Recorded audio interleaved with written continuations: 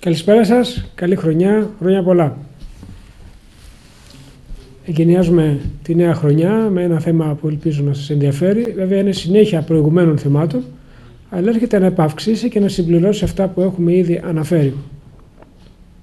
Σε προηγούμενες εκπομπές έχουμε μιλήσει για την πειθαρχία που απαιτείται για να κάνει κανείς σημαντικές αλλαγές στη ζωή του.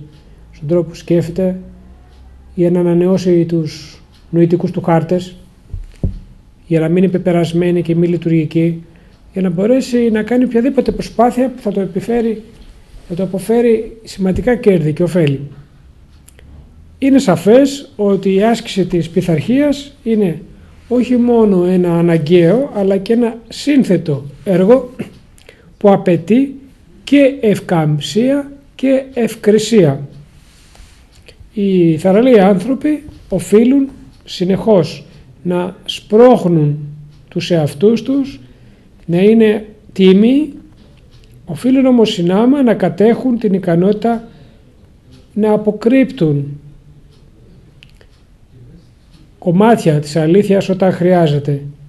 Για να είμαστε ελεύθεροι άνθρωποι πρέπει να αναλαμβάνουμε ολόκληρη την ευθύνη για τους εαυτούς μας, αλλά κάνοντας το αυτό πρέπει να κατέχουμε την ικανότητα να αρνιόμαστε την ευθύνη που δεν είναι αληθινά δική μας.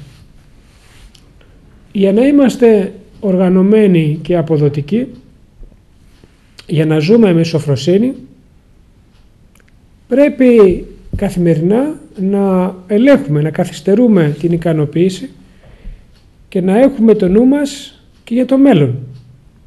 Αλλά για να ζούμε χαρούμενα πρέπει επίσης να κατέχουμε την ικανότητα να ζούμε στο παρόν. Όταν δεν είναι αυτό καταστροφικό, και να δρούμε ελεύθερα. Με άλλα λόγια, η ίδια η πειθαρχία πρέπει να είναι και αυτή πειθαρχημένη. Δεν πρέπει να φτάνουμε ποτέ στα άκρα. Όταν κινούμαστε προς μια κατεύθυνση, να έχουμε στο νου μας και την αντίθετη, που δημιουργεί μια εξισορρόπηση, μια στάθμιση. Η στάθμιση είναι η πειθαρχία που μας δίνει την ευκαμψία. Εξαιρετική ευκαμψία χρειάζεται για μια επιτυχημένη ζωή σε όλες τις δραστηριότητες. Για να χρησιμοποιήσουμε μόνο ένα παράδειγμα, το θέμα του θυμού και της έκφρασής του. Ο θυμός είναι ένα συναίσθημα που γεννήθηκε μέσα μας, αλλά όχι μόνο στους ανθρώπους και στους οργανισμούς λιγότερο εξελιγμένους του ζωικού βασιλείου, από την εξέλιξη αναρρύθμιτων γενεών με σκοπό να υποβοηθήσει την επιβίωσή μας. Αισθανόμαστε θυμό όποτε αντιλαμβανόμαστε ότι ένας άλλος οργανισμός αποπειράται ή να μας απειλήσει ή να καταλάβει το δικό μας γεωγραφικό ή ψυχολογικό χώρο ή προσπαθεί με κάποιο τρόπο να μας βλάψει. Ο θυμός μας βοηθάει να αντιπαλεύουμε τα διάφορα εμπόδια, τα εξωτερικά, γιατί κινητοποιεί οργανικά τον οργανισμό. Έχουμε αναφέρει λεπτομερώς τις αντίδράσεις αυτές, εκρίνεται περισσότερη αδρεναλίνη, όλα τα συστήματα βρίσκονται σε επιφυλακή, οι ημείες, η κυκλοφορία του αίματος, το γλυκόζιο που πέφτει στο αίμα, όλα αυτά βρίσκονται σε μεγάλη διεγερσιμότητα για να μπορέσει ο άνθρωπος να επιβιώσει και να αντιπαρέλθει τις διάφορες αντιξότητες. Χωρίς λοιπόν αυτό το συναίσθημα θα ήμασταν συνεχώς καταπατούμενοι μέχρι την τελική σύνθλιψη και ίσως βρισκόταν σε κίνδυνο και η ίδια μας η επιβίωση. Άρα ο θυμός πρωταρχικά είναι ένα χρήσιμο συναίσθημα. Ωστόσο, πολύ συχνά όταν διακρίνουμε σε μια πρώτη φάση ότι επιχειρούν άλλοι να μας καταπιέσουν, πολύ πιθανόν ύστερα από μια πιο προσεκτική εξέταση αντιλαμβανόμαστε ότι δεν είναι καθόλου αυτό που επεδίωκαν. Πολλές φορές δηλαδή μπορεί εμείς να προβάλλουμε σκέψεις επιθετικές σε ανθρώπους που είναι δικές μας. Ή ακόμη όταν έχουμε πιστεί ότι ορισμένα πράγματα επιδιώκουν να μας καταπατήσουν, μπορεί να καταλάβουμε ότι για τον ένα ή για τον άλλο τρόπο δεν είναι προς το συμφέρον μας να αφήσουμε ανεξέλεκτο το θυμό μας.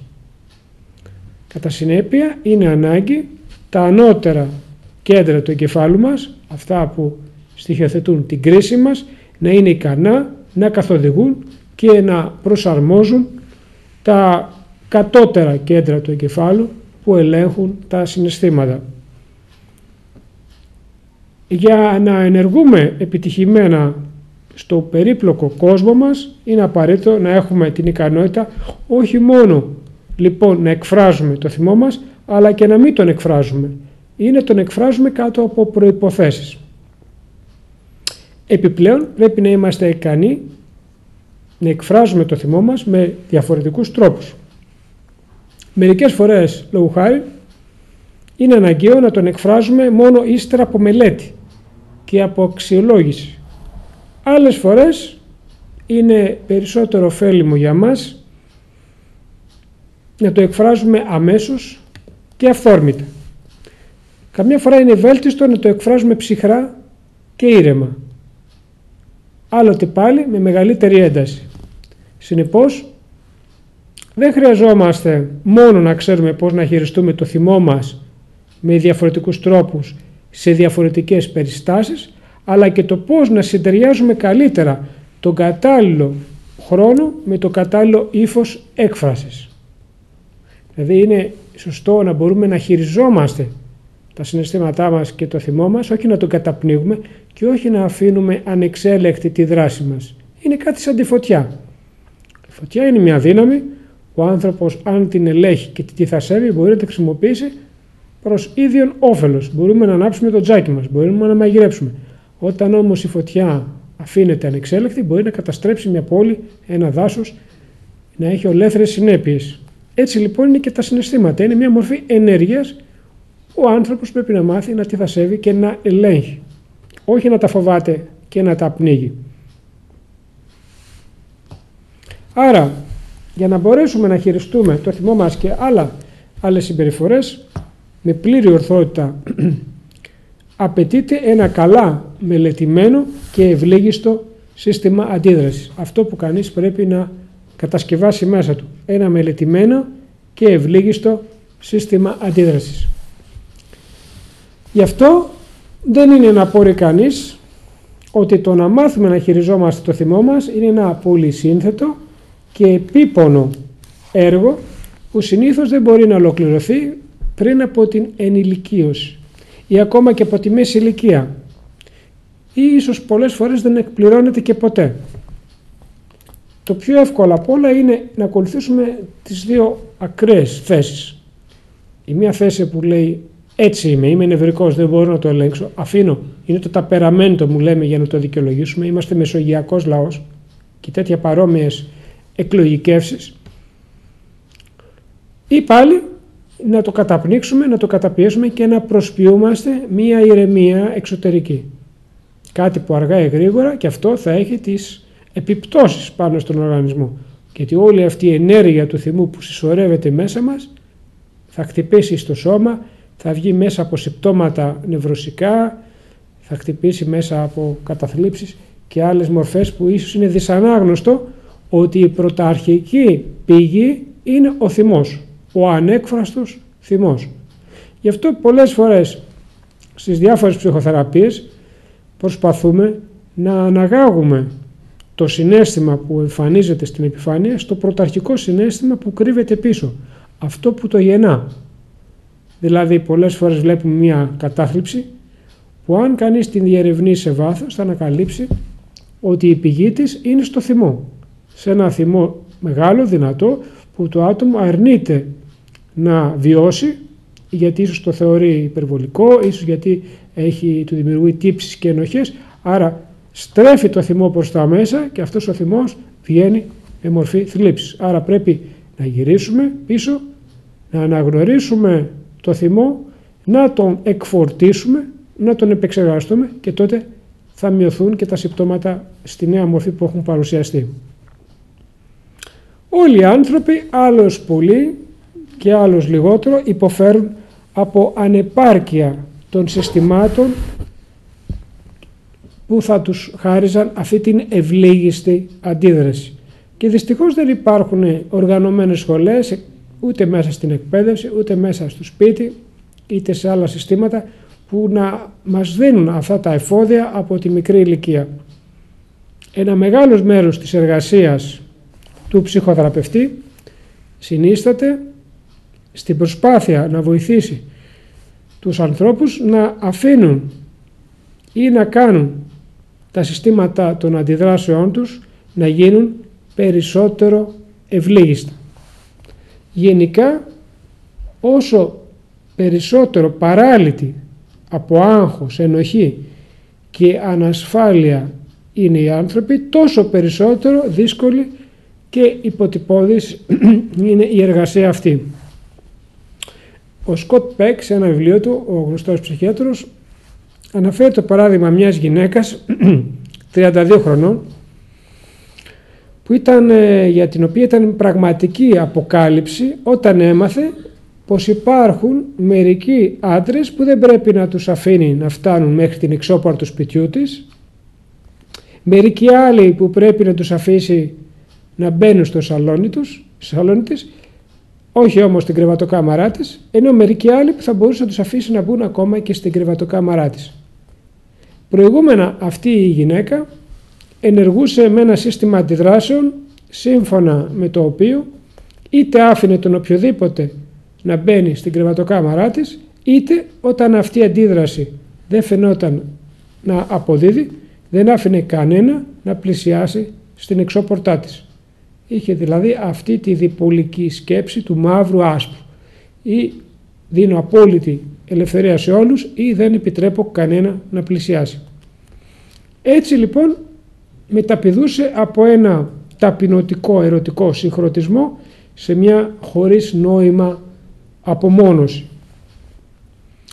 Με την ίδια γυναίκα χρειάστηκε να διαθέσουν αρκετές συνεδρίες επικεντρώνοντας την προσοχή στο γράψιμο από μέρους της ευχαριστήριων σημειωμάτων. Αυτή η γυναίκα λοιπόν τι συνήθεια είχε?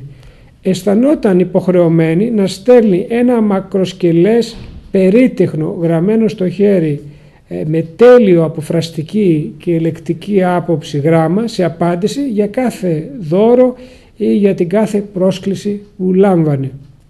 Φυσικά δεν μπορούσε να σηκώσει επάπειρον αυτό το βάρος, με αποτέλεσμα είτε να μην γράφει καθόλου σημειώματα ή να αρνείται όλα τα δώρα και τις προσκλήσεις. Μόνη της δηλαδή είχε δημιουργήσει αυτό το μηχανισμό και δεν μπορούσε να λειτουργήσει διαφορετικά.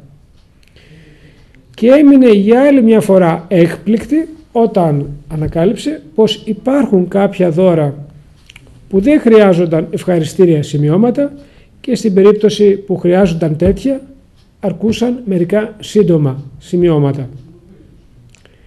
Η ώριμη ψυχική υγεία απαιτεί επομένως μια εξαιρετική ικανότητα να πετυχαίνεις ευλίγιστα και να ξαναπετυχαίνεις συνεχώς μια λεπτή και δύσκολη ισορροπία ανάμεσα σε αντικρουόμενες ανάγκες, σκοπούς, καθήκοντα, υπευθυνότητες και κατευθύνσεις.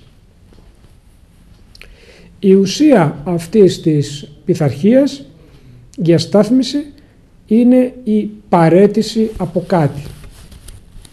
Δεν μπορείς δηλαδή ταυτόχρονα να διατηρείς το παλιό και να συνεχίζεις να θέλεις να είσαι ευέλικτος.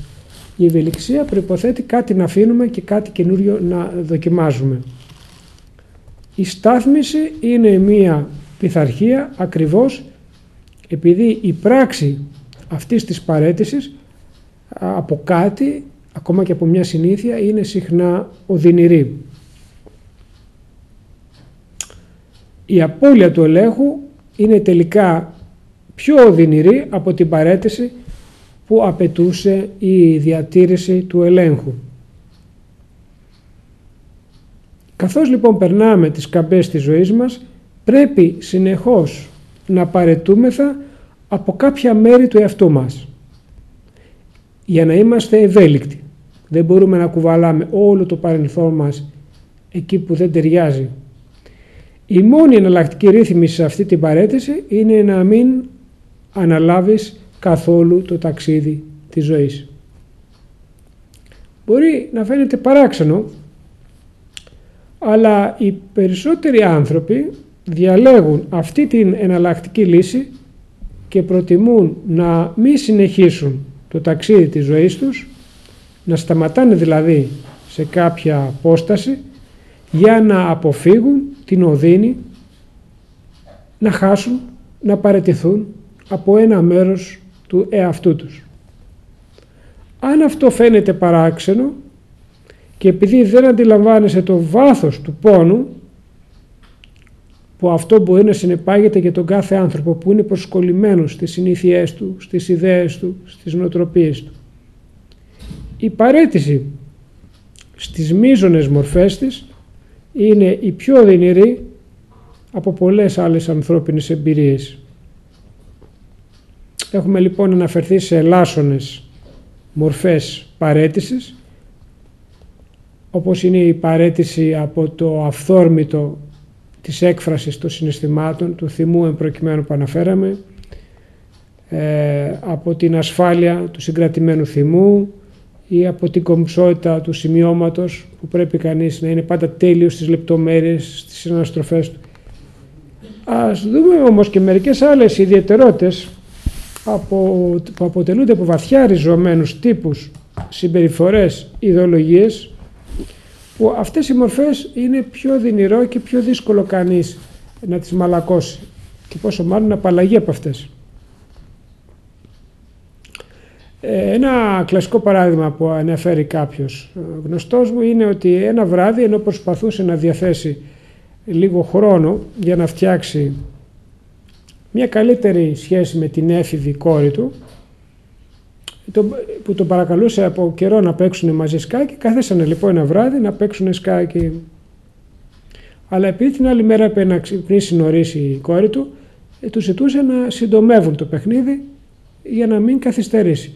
Αυτός όμως που ήθελε να κερδίσει, είχε μπει βαθιά μέσα στο παιχνίδι, της έλεγε και τι είναι να καθυστερήσεις λίγο, δεν πειράζει, και επέμενε, περνούσε η ώρα, η παρτίδα δεν τελείωνε, μέχρι που η κοπέλα εκνευρίστηκε και αναγκάστηκε να παραιτηθεί από την παρτίδα και να φύγει κλαίγοντας στο δωμάτιό της.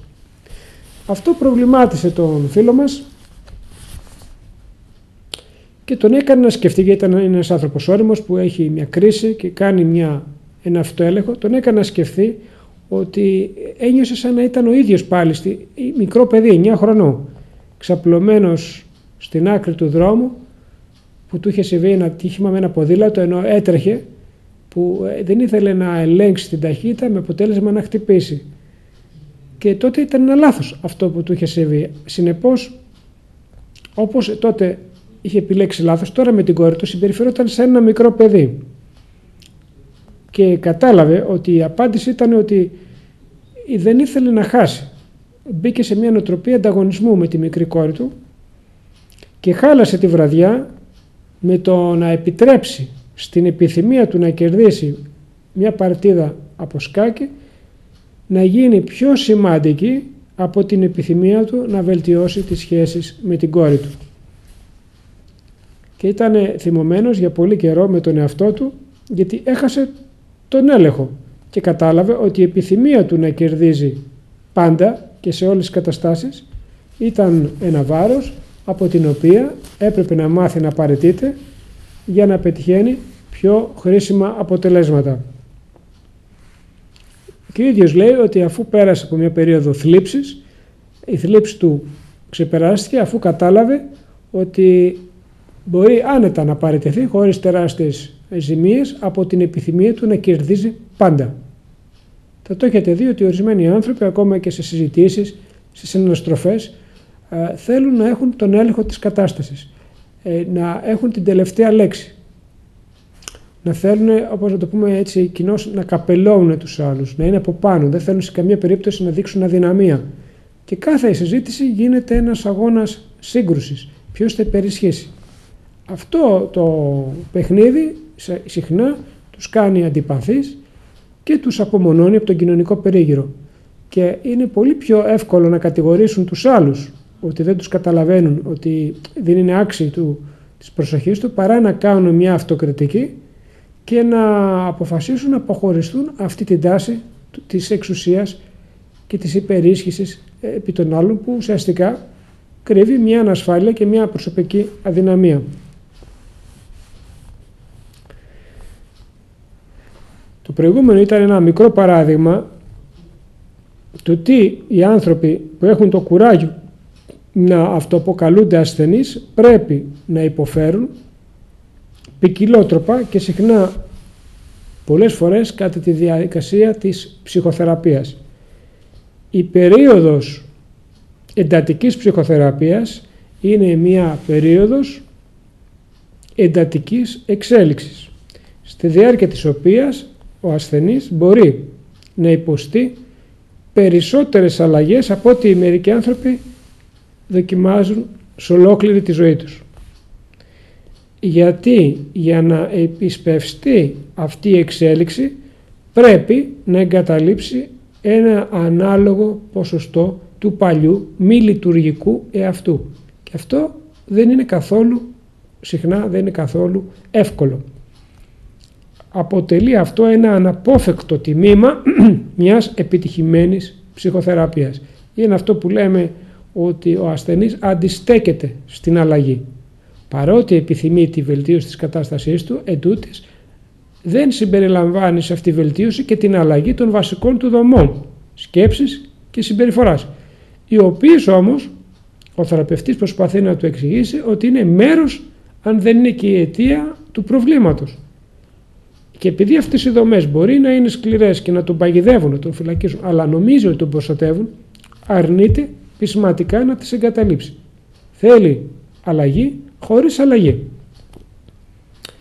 Στην ουσία, η διαδικασία της παραίτησης αρχίζει συνήθως πριν ο ασθενής έχει την πρώτη συνάντηση με τον θεραπευτή. Συχνά, για παράδειγμα, η ίδια η απόφαση να ζητήσει ψυχιατρική βοήθεια αποτελεί καθ' αυτή μια παραίτηση από την ιδέα που έχει κανείς για τον εαυτό του. Και εννοώ όταν κανείς επιλέγει ο ίδιος να κάνει μια θεραπεία και όχι επειδή τον έχουν σπρώξει, τον έχουν εκβιάσει, τον έχουν αναγκάσει οι οικείοι του. Πρέπει λοιπόν κανείς να εγκαταλείψει την ιδέα ότι είμαι καλά. Πολλοί λένε είμαι καλά, δεν χρειάζεται να πάω στον ειδικό. Άρα εφόσον ζητάω βοήθεια, αφήνω πίσω την εικόνα ότι είμαι καλά.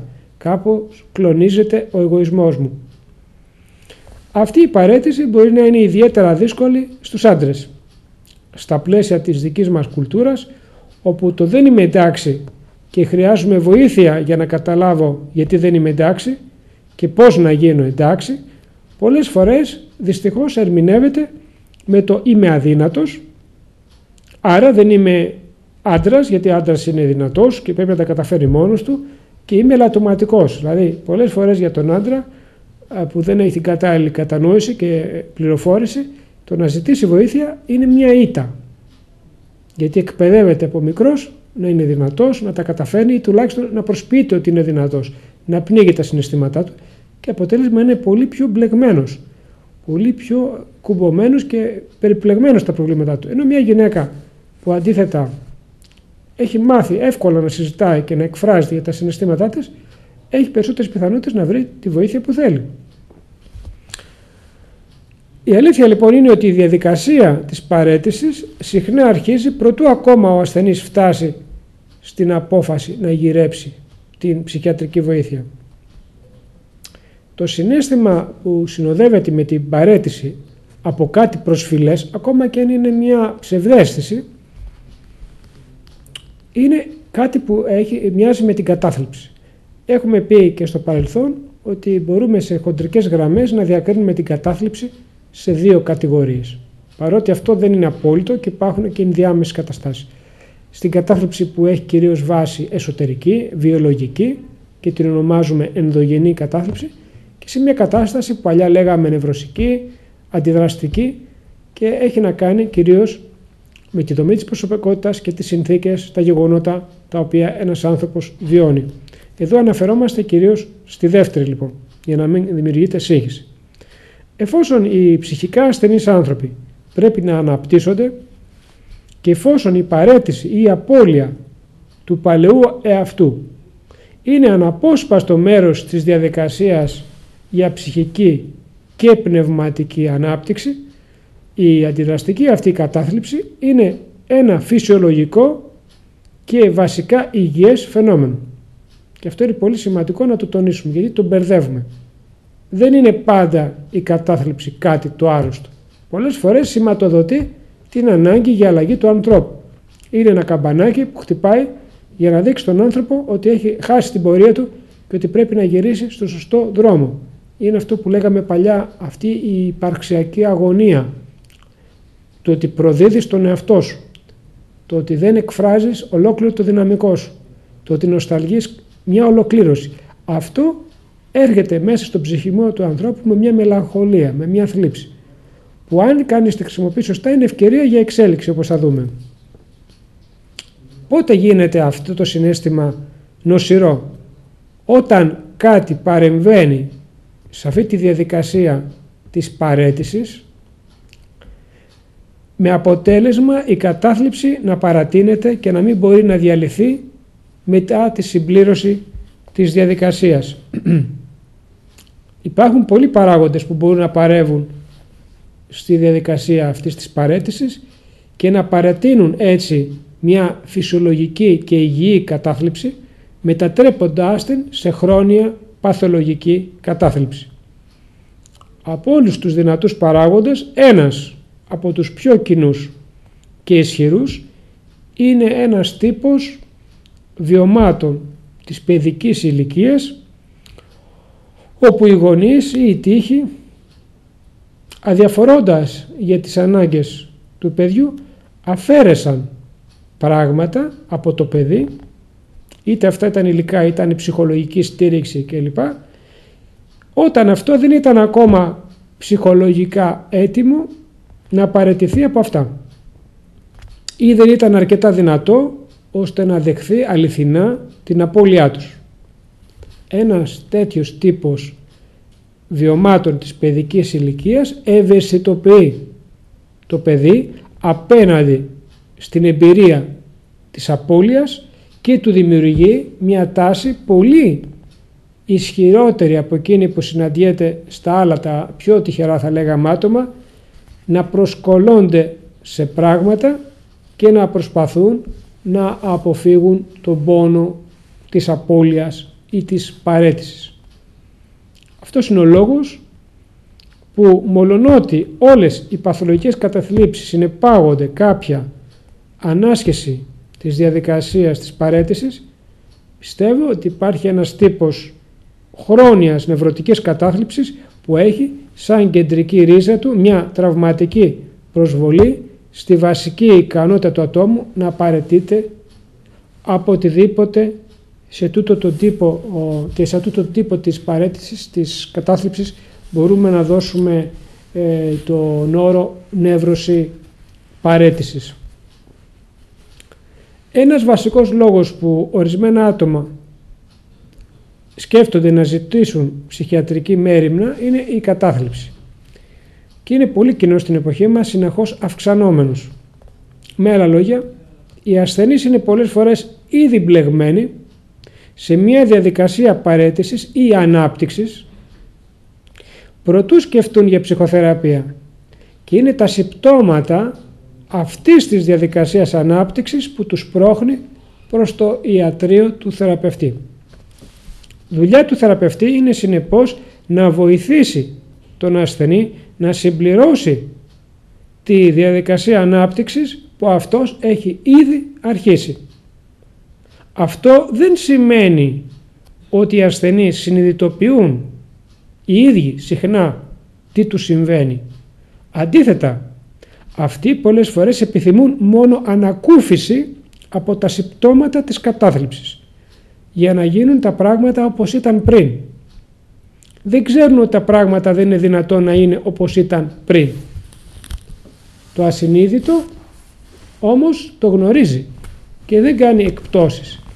Και ακριβώς επειδή το ασυνείδητο με τη σοφία του ξέρει ότι ο τρόπος που ήταν τα πράγματα δεν μπορεί πλέον να λειτουργήσει ή δεν είναι πια δημιουργικός, γι' αυτό και η διαδικασία ανάπτυξης και παραίτησης αρχίζει στο επίπεδο του ασυνειδήτου και η κατάθλιψη βιώνεται σαν κάτι το ξαφνικό και το άγνωστο, ενώ ήδη έχει προετοιμαστεί. Τα πρώτα σημάδια έχουν δοθεί. Ο ασθενής μπορεί και να δηλώσει «δεν έχω ιδέα γιατί νιώθω κατάθλιψη» ή να αποδώσει την κατάθλιψη σε άσχετους παράγοντες. Εφόσον ακόμα οι ασθενείς δεν θέλουν ή δεν είναι έτοιμοι ενσυνείδητα να αναγνωρίσουν ότι ο παλιός εαυτός και ο τρόπος που ήταν τα πράγματα είναι ξεπερασμένοι, δεν είναι σε θέση να αντιληφθούν ότι η κατάθλιψή τους φανερώνει την ανάγκη μιας σημαντικής αλλαγής για μια επιτυχημένη και εξελικτική προσαρμογή. Και μπορεί πολύ συχνά να καταφύγουν αποκλειστικά σε μια φαρμακευτική αντιμετώπιση και πολλοί συνάδελφοι που έχουν βιολογικό καθαρά προσανατολισμό μπορεί εύκολα να τους δώσουν αυτή την απάντηση. Έχεις κατάθλιψη, θα πάρεις αυτά τα φάρμακα, θα γίνεις καλά. Αλλά πολλές φορές, όπως είπαμε, αν εξαιρέσει κανείς την ενδογενή βιολογικά προσδιορισμένη κατάθλιψη, σε πολλές αντιδραστικές νευρωσικές καταθλίψεις, αν δεν αναζητηθεί ο λόγος και η αιτία που έχει μια εξελικτική πορεία, το να σκεπάζει κανείς τα συμπτώματα όχι μόνο δεν λύνει την κατάσταση, αλλά την επιδεινώνει. Το γεγονός ότι το ασυνείδητο είναι ένα βήμα μπροστά του συνειδητού, ίσως σε μερικούς να φαίνεται παράξενο. Είναι όμως κάτι που ισχύει όχι μόνο σε αυτή την ειδική περίπτωση, αλλά σε τόσο γενική κλίμακα που αποτελεί μια από τις βασικές αρχές της ψυχικής λειτουργίας. Εδώ θα πρέπει να πούμε, όταν μιλάμε για το ασυνείδητο, να κάνουμε μια διάκριση. Πολλοί από εσάς θα έχετε κάποια γνώση, κάποια πληροφορία για το φροηδικό ασυνείδητο. Το ασυνείδητο λοιπόν του Φρόιντ, κατά κύριο λόγο, εμπεριέχει τα ένστικτα, τις ορμές, που είναι έτσι λίγο πρωτόγονες και αρχαϊκές, και όλα εκείνα τα συμπλέγματα, τις σκοτεινές επιθυμίες και σκέψεις που ο άνθρωπος αποθεί από τη συνείδησή του, γιατί δεν συντεριάζουν με την ηθική του αντίληψη, τον πολιτισμό του, τις συνθήκες μέσα στις οποίες ζει. Έχουμε λοιπόν από πάνω ένα υπερεγώ, στη μέση βρίσκεται το εγώ, το οποίο προσπαθεί να αντισταθμίσει και να ελέγξει αυτές τις καταπιεσμένες επιθυμίες και ορμές που είναι στο κάτω πάτωμα του ασυνειδήτου, που είναι το id ή αυτό το ορμέφυτο, το ενστικτώδες. Αυτό είναι κυρίως το ασυνείδητο του Φρόιντ, που όλα τα εξηγεί βάσει των ορμών, των ενστίκτων της σεξουαλικότητας και της επιθετικότητας. Αυτή είναι όμως μία μερική άποψη του θέματος. Η άλλη άποψη, πολύ πιο σύγχρονη και πολύ πιο πλούσια, είναι εκείνη που ξεκίνησε με την ψυχολογία του βάθους του Jung. Ο Jung ήταν ο πρώτος που ανακάλυψε ότι ο άνθρωπος, πέρα από αυτό το προσωπικό ασυνείδητο, περιέχει ένα ευρύτερο και μεγαλύτερο κομμάτι ασυνείδητου, το οποίο το ονόμασε συλλογικό ασυνείδητο. Και το ονόμασε συλλογικό ή ομαδικό ασυνείδητο γιατί ανήκει στο γένος το ανθρώπινο και περιέχει τους προσδιορισμούς, τις τάσεις της ανθρώπινης φύσης, που τα ονόμασε αρχέτυπα και τα οποία προσδιορίζουν στον άνθρωπο συγκεκριμένες τάσεις και ανάγκες. Στο κέντρο αυτού του ασυνειδήτου του μεγάλου υπάρχει ένα ειδικό αρχέτυπο που λέγεται ο εαυτός. Ο εαυτός είναι ο πραγματικός άνθρωπος στο σύνολό του, γιατί εξισορροπεί ανάμεσα στο συνειδητό και στο ασυνείδητο. Αυτό που ονομάζουμε εμείς εγώ δεν είναι τίποτα άλλο παρά το κέντρο της συνείδησής μας και όχι το κέντρο του πραγματικού ανθρώπου. Μέσα λοιπόν από τη διαδικασία ανάπτυξης, ο άνθρωπος μαθαίνει ότι το εγώ του και η συνείδησή του δεν είναι παρά ένα μικρό πλοιάριο στο μεγάλο ωκεανό του ασυνειδήτου. Και αυτός ο ωκεανός δεν περιλαμβάνει μόνο θηρία ή κινδύνους, περιλαμβάνει θησαυρούς, σκεπτόμενα όντα που ονομάσαμε αρχέτυπα και ένα βαθύτερο μέρος, τον ανώτερο του εαυτό, ο οποίος είναι προς εξερεύνηση. Όταν μέσα από μια διαδικασία κάθαρσης και εμβάθυνσης ο άνθρωπος καταφθάνει να ενσωματώσει τη συνείδησή του αυτό τον βαθύτερο πυρήνα, τότε μπορούμε να μιλάμε για ολοκλήρωση του ανθρώπου ή για εξατομίκευση. Αυτά τα λίγα δηλαδή μπορούμε να θίξουμε τώρα, χωρίς να μπαίνουμε σε πολλές λεπτομέρειες. Όποιος ενδιαφέρεται για τις ευρύτερα για τις θεωρίες του Jung μπορεί να τρέξει ειδικά σε γράμματα ή αν θέλει μπορεί να παρακολουθήσει τα μαθήματα που θα κάνω στο Λαϊκό Πανεπιστήμιο της Αγίας Παρασκευής, αρχίζοντας από την 5η 11 Ιανουαρίου, 5 ώρα το απόγευμα, 5 με 6, μία ώρα, για 8 συνεχείς εβδομάδες, που θα μιλήσω για τις διαταραχές προσωπικότητας, αλλά και για την ολοκλήρωση της προσωπικότητας σύμφωνα με τη θεωρία του Jung. Τα μαθήματα λοιπόν αυτά είναι κάθε Πέμπτη από τις ερχόμενη Πέμπτη για 8 συνεχείς εβδομάδες. Και ο χώρος που γίνονται αυτά τα μαθήματα που είναι ανοιχτά στο κοινό, δωρεάν, είναι στο αμφιθέατρο του Δευτέρου Γυμνασίου Αγίας Παρασκευής που βρίσκεται επί της οδού Νέα Απόλεως 5-7. Έτσι, επ' ευκαιρία κάναμε και αυτή την ενημέρωση. Τελευταία ακούμε για την κρίση της μέσης ηλικίας. Η αλήθεια είναι ότι πρόκειται για μία από τις πολλές κρίσεις ή τα πολλά κρίσιμα στάδια της εξέλιξης, όπως τα έχει περιγράψει ο Έρικ Έριξον, ο οποίος έχει ως γνωστόν διαιρέσει αυτά τα στάδια σε 8. Αυτό που δημιουργεί τις κρίσεις σε αυτές τις μεταβατικές του κύκλου της ζωής περιόδους, δηλαδή αυτό που τις κάνει προβληματικές και οδυνηρές, γιατί δεν είναι απαραίτητο κάθε αλλαγή να είναι και οδύνη, είναι το γεγονός ότι δουλεύοντας για να ανοίξουμε με επιτυχία το δρόμο μέσα μας, από αυτές οφείλουμε να παραιτηθούμε από τις προσφυλείς ιδέες και από τους παλαιούς τρόπους ενέργειας και θεώρησης των πραγμάτων. Πολλοί άνθρωποι είτε δεν θέλουν είτε δεν μπορούν να υποφέρουν τη θλίψη, να παραιτηθούν από τα συνηθισμένα, συχνά για πάντα, από τα συχνά πρότυπα σκέψης και συμπεριφοράς και έτσι αποτυγχάνουν να περάσουν οποιαδήποτε κρίση. Αν λοιπόν ένας θέλει να γίνει έφηβος, θα πρέπει να αφήσει το παιδί πίσω του. Αν θέλει να ενηλικιωθεί, θα πρέπει να αφήσει τα καμώματα της εφηβείας πίσω του. Αυτό πολλές φορές είναι οδυνηρό, γιατί ορισμένοι νομίζουμε ότι η ορίμανση σημαίνει γύρανση, σημαίνει φθορά, σημαίνει θάνατο. Άρα αγκιστρωνόμαστε, κάνουμε αυτό που θα έλεγε ο Φρόιντ μια καθήλωση σε κάποιο στάδιο της εξελικτικής μας πορείας και έτσι δεν φτάνουμε στην πλήρη οριμότητα. Ξεχνώντας ότι είναι αδύνατον κανείς να σταματήσει. Το μόνο που θα καταφέρει είναι να επισπεύσει τους πόνους, γιατί η ζωή προχωράει, αυτός μένει πίσω και δημιουργείται μια αντινομία. Φανταστείτε έναν άνθρωπο που θέλει να φοράει, ένα παιδί που μεγαλώνει θέλει να φοράει τα παλιά του παπούτσια που δεν του ταιριάζουν πια ή τα παλιά του ρούχα. Θα είναι κάτι πολύ δύσκολο.